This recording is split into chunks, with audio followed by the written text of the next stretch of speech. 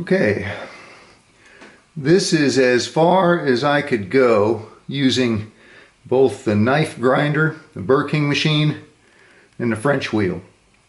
And this little handle got lowered, and I'm gonna zip off the end of that to get the length just right. Needs to be about half that tall, a little less than that. And then we will go on to using a bunch of files and hand tools, but I wanted you to see at this point that that is where we arrived after using just those two machines, the Burr King and the French wheel. You'll notice there's a little scuffing here on the shank, and doesn't matter in this case because we're going to actually lower that. It's slightly flared, and then we will retexture it to get this sandblast effect up next to the stem. But I wanted you to see it at this point because it's only been the two machines so far, and then I'll use a third one to cut that down, this Wilton disc sander here, and then we'll start in on hand tools.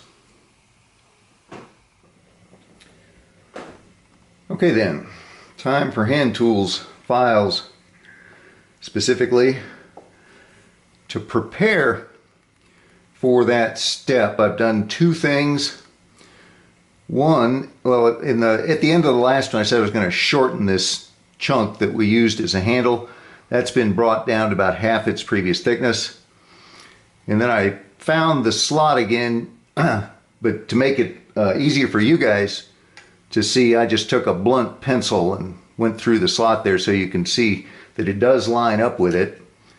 And then drew like a center marks on a piece of thin tape. That's 1/8 inch masking tape. Just stretch them back straight, mark them at the halfway zone, and then you're always going to be square and straight. You can't, it's almost like paint by numbers at this point. There's not that much artistry involved in stem making if you plan each step. And this weird looking plastic tube isn't that at all. It's actually tape. It's Renfrew, R-E-N-F-R-E-W hockey tape, made, not surprisingly, in Canada. And think of this as Scotch tape on steroids. This stuff is the best friend a stem maker ever had. It's extremely tough. It's slightly stretchy. It's not terribly thick, but you know you've got something going on. It's extremely resistant to abrasion. And if you put about 4 or 5 wraps on there, you've got effectively a plastic tube that'll stay in place wherever you want it. And we're going to take something called a pillar file, which has smooth sides and textured faces. And it's just going to bump up against that and bump up against the back of the stem or the button here. And we're going to round this over, well, thin it out, round it over. And then we'll check that thickness with one of these widgets. You can get electronic ones now. I have an old-fashioned one that's a dial. But that will let you measure how thick you are in various places and keep you from having to guess. A common fear of stem makers is cutting into the airway. And if you do what I've just outlined here and use one of these measuring tools, that will never happen. I've made hundreds of these things, maybe thousands, and have yet to do that, believe it or not. Fingers are crossed. Alrighty, and then I'm going to start this process and shut the camera off since it's just repetitive is the definition of filing. But I'll show you the stroke to use, and then I'll show you the finished result.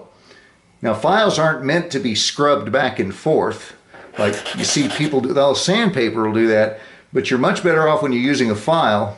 First of all, make sure the work is solidly placed and go in one direction. And after a while, you can get a feel for how much twist you're putting on it. And don't be afraid to put some force into it. Go one direction and count your strokes. In your mind, like do 10, and then flip it over and do the same number on the other side.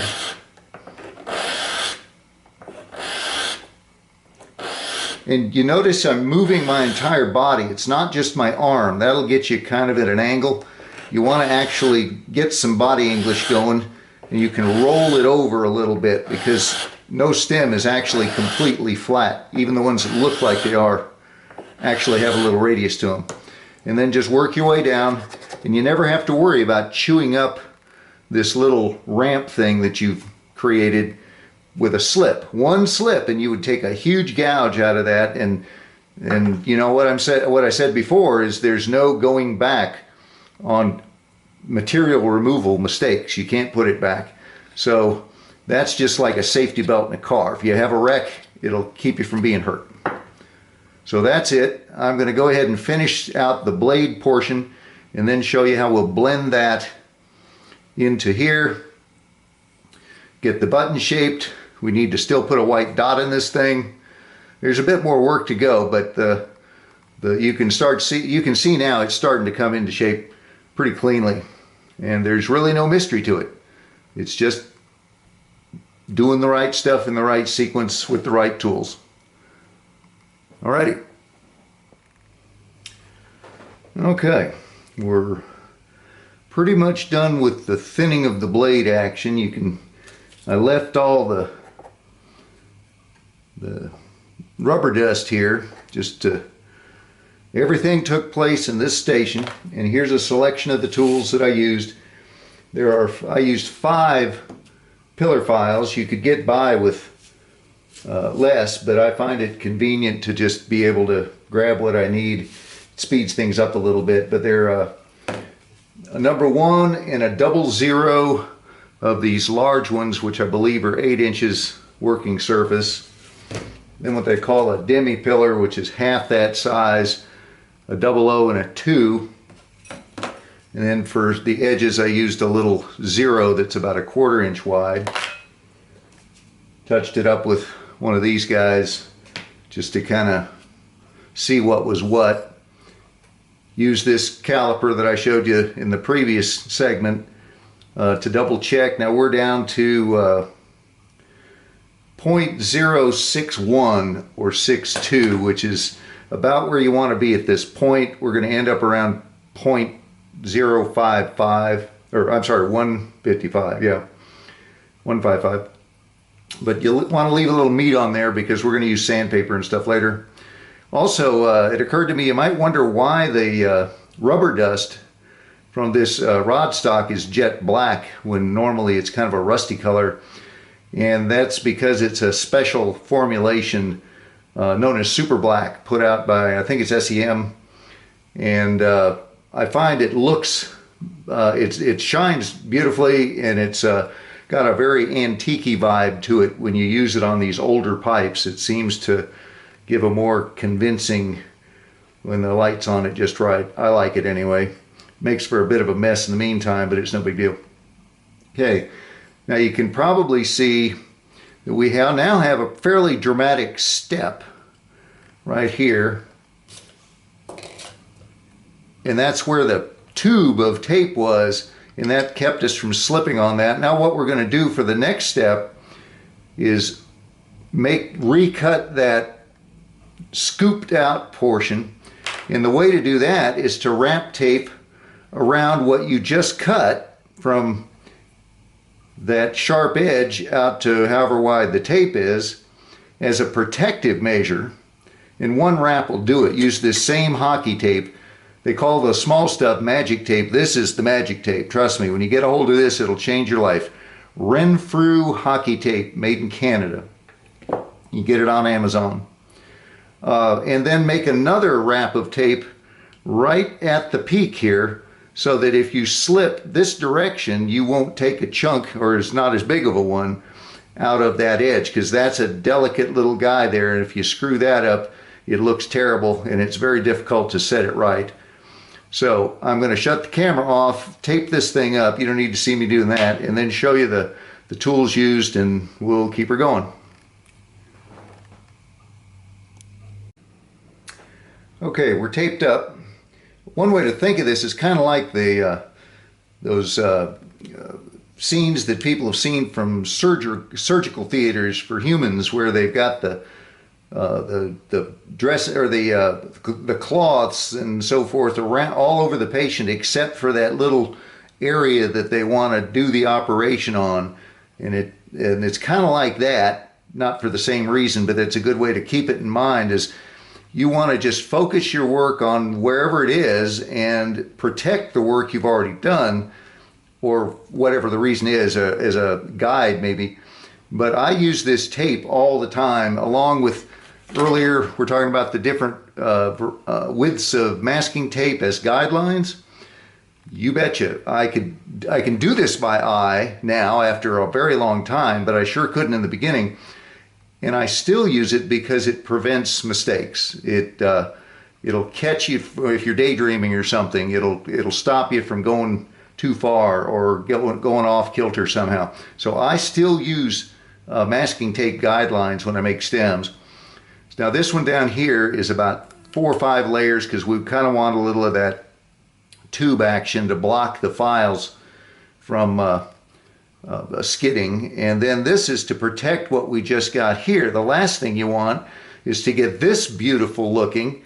You scoop that out, it looks great, and then suddenly you notice from the side that it's now lower than the blade you were working on. So you tape this up and do it again, and back and forth you go until your stem has lost its shape. Now that's wrong, or not what you want. So that's protection, that's a guide, and we're going to primarily use a big old round guy here that's the proper radius. That's the one that will really take out some material, so you got to watch out for these things. And it looks to be about 1/4 of an inch or slightly bigger in diameter.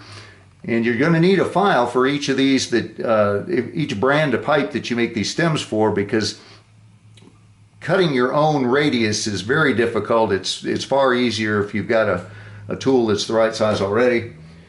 And another file is called a Pippin file, and it's like a teardrop in cross section, skinny on one end and round on the other, and it lets you get into when this big fat round one will leave a ridge right here, and this will allow us to get that smoothed out and blended. And those come in different all of these come in different grits, we'll call them. The files are numbered, with 00 being the coarsest up to number 6, which is the finest. And I heartily recommend that you don't use hardware store files for stem work, but get the real deal, the Swiss files. They cost a bit more, but they last far longer, and your work goes faster, and you have a bit higher quality result. I started using hardware store files in the old days, and they're just infinitely frustrating. They leave scratches, one high tooth, and you just get nothing but a bunch of grooves. These guys, the coarsest file they make, a double aught, it'll cut so smoothly that it's almost a finish cut. I don't know if you can see that. I don't know how the angles are, but these things are just spectacular. So highly recommend you get good files if you're going to do stems. So I'm going to shut the camera off, get the little scoop part squared away, then we'll move on to the button.